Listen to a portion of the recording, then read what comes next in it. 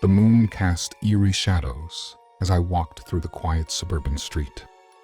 I was on my way to visit my recently widowed grandmother, who lived at the end of the block. Her house was a small, cozy bungalow with a meticulously landscaped garden that my grandfather used to tend with pride. Now chaotic and overgrown. Branches protruded in all directions from the once neatly trimmed hedges. Here and there, the remnants of the walking paths were barely visible beneath the tangled grass and creeping ivy. The garden gnomes he had lovingly placed among the flowers seemed like the only ones still keeping vigil. As I approached, I noticed something peculiar.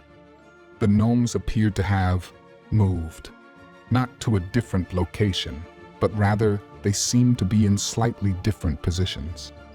One that used to be fishing now stood with its back to the pond.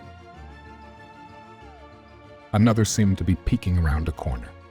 They seemed to watch with unnerving stillness, their beady eyes glinting in the moonlight. A chill ran down my spine as I suspected that someone or something had been playing a strange prank. I tried to brush it off as I entered the house. Grandma was glad to see me, and we spent the afternoon catching up and reminiscing about Grandpa. But as night began to fall, I found myself glancing nervously out the window at the gnomes. Their painted smiles seemed to gleam with a malevolent intensity in the fading light. That night, I was kept awake by a strange scratching noise coming from the garden. At first, I thought it might be a raccoon or stray cat, but then I heard faint, high-pitched giggling. My heart pounding, I crept to the window and peeked out. The gnomes were gathered near the porch, their faces tilted up towards the house, with an unblinking stare. Suddenly, the one who used to fish flipped its hat onto the back of its head and let out a loud, piercing whistle. The others began to move, not with slow, stiff motions, but with a jerky, unnatural gait. They started to climb up the side of the house, their tiny fingers and toes digging into the siding with an inhuman strength. I was paralyzed with fear as they began to pour in through my upstairs window, their wicked laughter echoing down the hallway. Then, I remembered the heavy old flashlight Grandpa used to keep in the top dresser drawer. I grabbed it, ready to defend myself. The first gnome through the window met the end of the flashlight with a sickening crunch. It shattered into a dozen pieces, but the others just kept coming. I fought them off as best I could. But soon, I was backed into a corner, several of the creatures closing in. Just as all hope seemed lost, I heard a loud crash from the hall.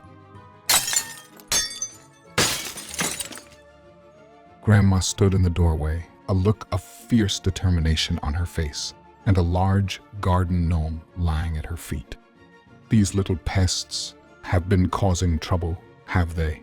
she exclaimed. Together, we managed to fight off the remaining gnomes and sweep the pieces from the house. The next day, we buried what was left of them deep in the woods. As we worked, Grandma revealed that she had been noticing the strange behavior of the old gnomes for some time.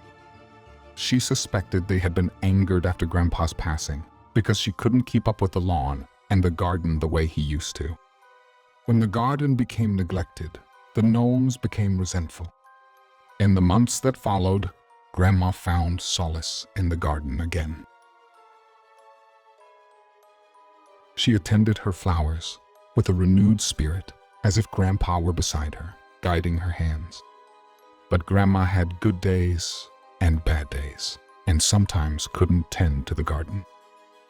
It was then, when the sun dipped below the horizon and the shadows grew long, I could swear I heard that unmistakable, high-pitched giggle echoing through the trees, as if they were still out there, lurking in the shadows.